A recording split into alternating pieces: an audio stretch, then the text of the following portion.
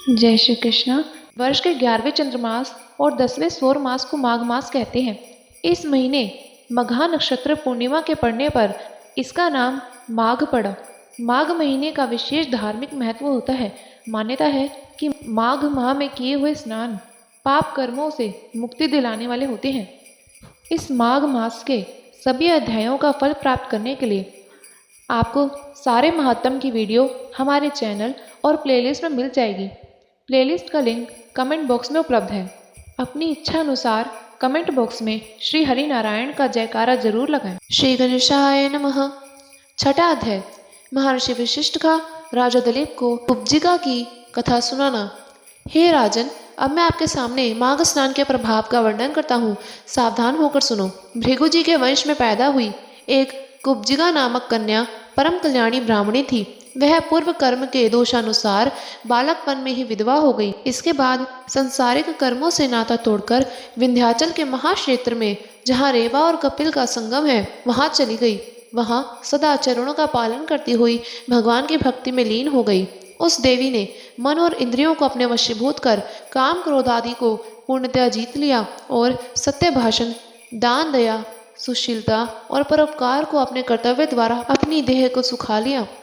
हे राजन, वह तपस्विनी नित्य देवता ब्राह्मणों को दान कर अग्नि में हवन किया करती थी और खेतों में पड़े हुए अन्न बीज बीन कर दिन के छठे काल में भोजन करती थी। इस प्रकार उस सदाचारिणी देवी ने रेवा कपिल के संगम पर 60 माघों का स्नान किया, अर्थात 60 साल तक पुष्याचरणों द्वारा तपस्या में मन लगाकर भगवान की आराधना की। इसके बाद आयु क्षीण हो जाने पर वह मर गई। तो वह माघ स्नान के पुण्यों के प्रताप से विष्णु लोक में जाकर सहस्त्र चौकड़ी अर्थात 4000 युगों तक निवास करती रही। इसके बाद तिलोत्तमा नाम से ब्रह्मा जी के यहाँ ब्रह्मलोक में अवतरिणी हुई। उसके सौंदर्य को देखकर देव और नाग कन्याएं भी मोहित होती थी। हे राजन, तिलोत्तमा भगवती के उत्पन्न हो जाने पर ब्रह्मा जी ने उसे अपने पास बुलाकर कहा, हे पुत्री, तुम शीघ्र यहाँ से जाओ और संसार के दुखदाता सुंद और उपसुंद नामक दैत्यों को मारकर जीवों को अभय वरदान दो, क्योंकि इस समय उन असुरों द्वारा देव, मनुष्य, किन्नर, नाग और गंधर्व आदि सभी जीव दुख को भोग रहे हैं। ब्रह्मा जी के ऐसे वचन सुनकर भगवती तिलोत्तमा अपने सौंदर्य से 10 दिशाओं को आलोकित करती हुई और मधुर तान से वीणा बजाती हुई अशोक वन में जा पहुंची। हे नृप, उस परम कल्याणी भगवती को ज्यों ही सुंद उपसुंद दैत्यों के नौकरों ने देखा, त्यों ही वह जल्दी से अपने स्वामियों के पास जाकर नम्रतापूर्वक कहने लगे, हे दैत्येश्वरों, आपके अशोक वन में एक ऐसी परम सुंदरी आई है जिसके समान आज तक तीनों लोकों में हमने नहीं देखी। वह कामदेव की रति को भी मात करने वाली साक्षात सौंदर्य की खान है। यद्यपि हम उसको नहीं जानते कि वह देव है, दानवी, यक्षिणी व किन्नर इनमें से कोई है, परंतु हम अवश्य जानते हैं कि वह स्त्रियों में तो रत्न रूप है। चूंकि आप समस्त रत्नों का उपभोग करने वाले हैं, इसलिए आप परम कल्याणी को अवश्य प्राप्त करें। दूतों के मुख से ऐसे वचन सुनकर वह दोनों अपनी 100 भार की बनी हुई गदा को लेकर चल पड़े और शीघ्रता से देवी के पास पहुंचकर उसके अत्यंत मनोहर रूप पर मुग्ध होते हुए कहने लगे, हे परम सुंदरी, तुम संसार में स्त्री रत्न हो और हम रत्नों के भोक्ता, सो प्रसन्नता से तुम जिसको चाहो वर लो। हे राजन, दैत्यों के ऐसे मधुभरे शब्दों को सुनकर भगवती ने उन पर कटाक्ष फेंककर उन्हें अत्यंत मोहित करती हुई कहने लगी, हे दैत्यो, जो तुम्हारे में से अधिक बलवान होगा मैं उसी के साथ पाणी ग्रहण करूंगी।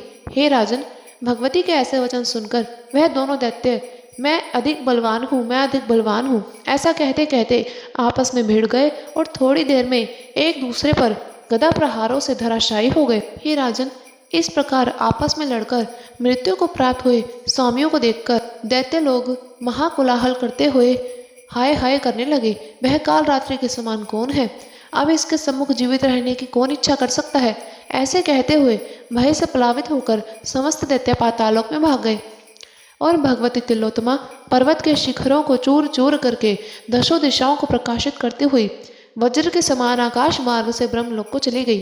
भगवती तिलोत्तमा को अपने सम्मुख देख ब्रह्मा जी कहने लगे, हे देवी, तुम्हारे इस अलौकिक कार्य से खुश होकर आज से तुम्हें सूर्यलोक में स्थान दिया है। इतनी कथा सुनाकर महर्षि वशिष्ठ जी कहने लगे, हे राजन, इस प्रकार माघ स्नान के पुण्य प्रताप से कुब्जिका अप्सराओं में परम सुंदरी सूर्यलोक में स्थित होती हुई दिव्य भोग का उपभोग करती है।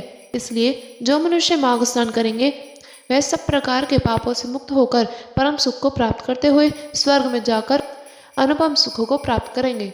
जय श्री कृष्ण।